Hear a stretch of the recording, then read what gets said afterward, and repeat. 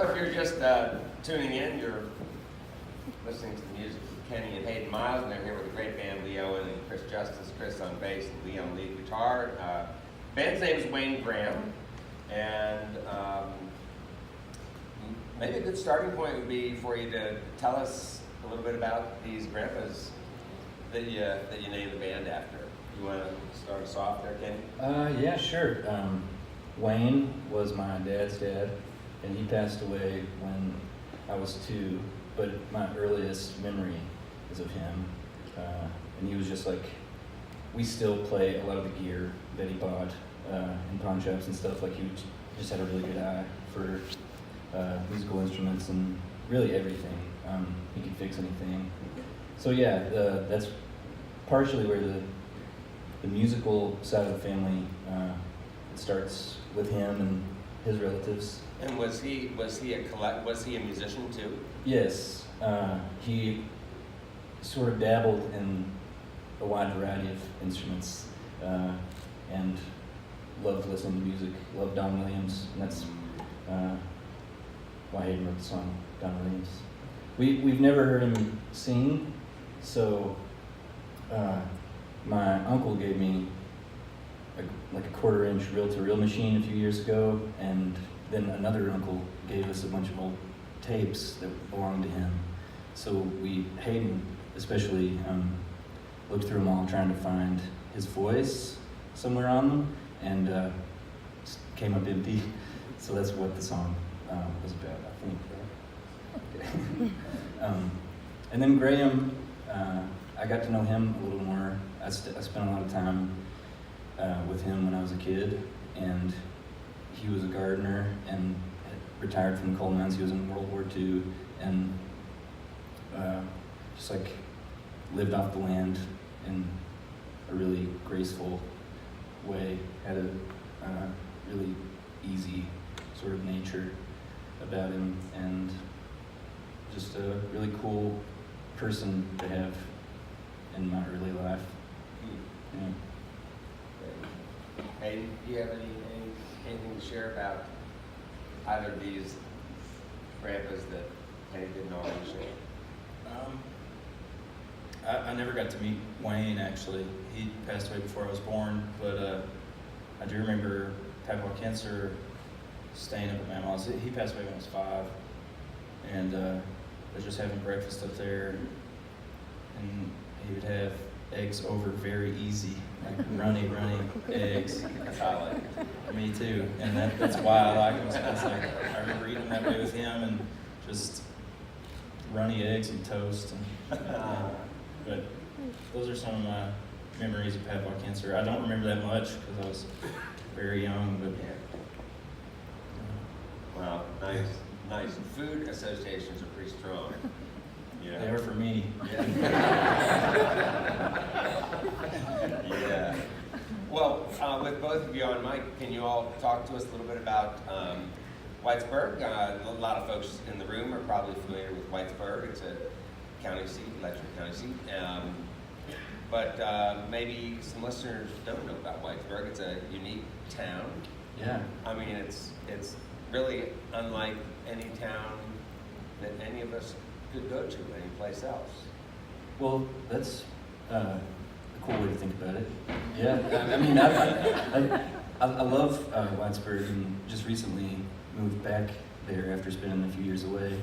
And there is a lot of infrastructure for the arts that doesn't exist in other small towns. So that's a really cool thing. Like, some great programs are there to either bring in culture or to prop up the culture that already exists there. So that's a cool thing. And also the open mic that we used to go to quite a bit was like full of totally unknown, probably never recorded great songwriters, you know.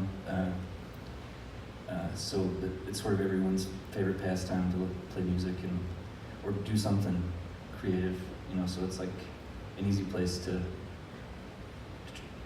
be interested in that kind of thing. This is going to happen all night, Nate, so let's get used to it. Let's go back. Yeah, more from you, Whitesburg. Well,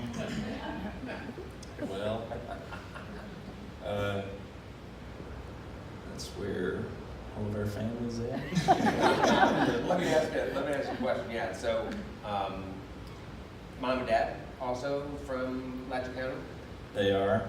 And Okay. they're sitting right there on the front row. Oh, all right.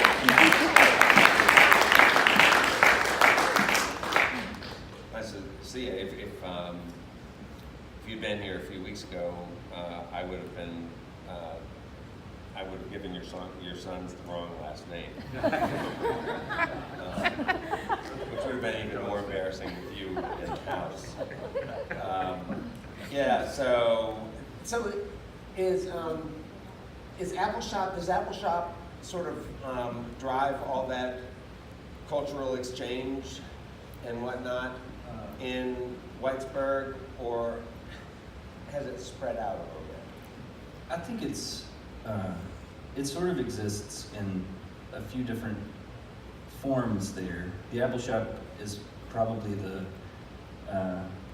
most established way that happens there, but also like it was not always easy to like know what was happening at the Apple Shop when I was growing up, or like know how to be a part of what they were doing. To explain. Okay. It just seemed like a pretty insular community, maybe. Like maybe hard to get your foot in the door. But once we did, like once we met people there, it was great. Like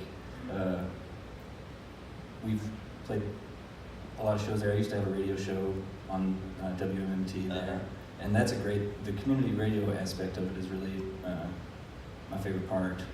But yeah, I think that there's just sort of a built-in desire to express yourself in some way or another, and so there are all these pockets of people around most of Eastern Kentucky. I think that where there's just like it's okay to do that and like show it to your friends, you know? Yeah, and what about Cowan Creek? So I was talking with Hayden before the program, and talking about how large that played earlier in my life when I was just starting to raise kids, because my kids went there at a young age, and so that really affected me. Is the Cowan Creek program still going that you know of? Yeah, and always expanding. They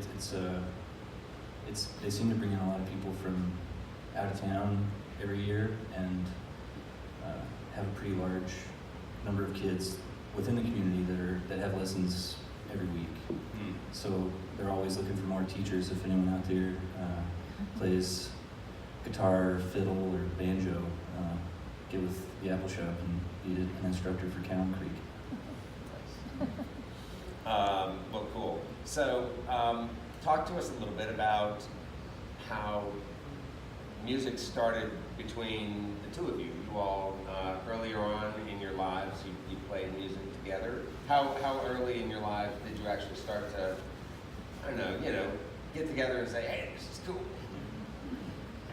I got my first drum set when I was 9, and just would play at the house, but it was much harder than I was expecting it to be, I think. But my uncle was a drummer, and our dad's a guitar player, and Kenny learned bass from Dad, and I would kind of hang around my uncle more and started showing an interest in drums, so they got me a drum set, and then we all started playing in church together, and that was kind of the beginning of everything. And then we had mutual friends that would come over to the house and play music with us, and just kind of kept growing until we started taking it more seriously and trying to, like Kenny got really into recording and got really into making records and going out and playing and stuff, and yeah. Well, you're no hack drummer. You got your rudiments down. It's just so nice to hear you play. Did you have a teacher? I was in band in 6th and 7th grade, and I learned a lot in band, just about control and different stuff like that. But other than that, I would watch my uncle play a lot,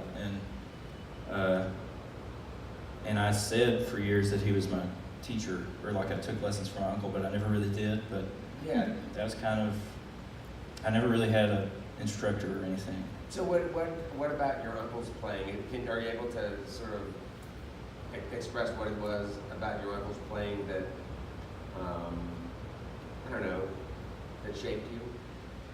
Well, I just remember when I was a kid being around like a gigantic, he had a huge drum set, and it was like too big. It was unnecessary.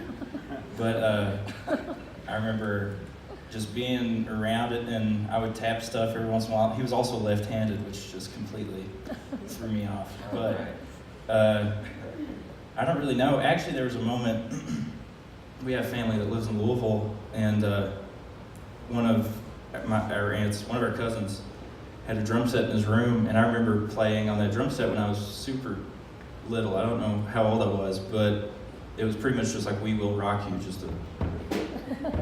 and since that moment, I was kind of interested in just drums and watching Uncle Barry. Yeah. The older brother's laughing at you for some reason. I've never heard the We Will Rock You story. I like that that's at the bottom of That's Katie's journey. The whole tune. Just started it all. Hey folks, I am talking with Kenny and Hayden Miles. They're two brothers from Whitesburg, Kentucky, and the band here on the program tonight is called Wayne Graham, named after both of their grandpas, who they just talked about. And, very cool. Thanks for doing that. We're going to get back to some music, and then we'll come back later on and see if we can think of some other things to talk about. All right.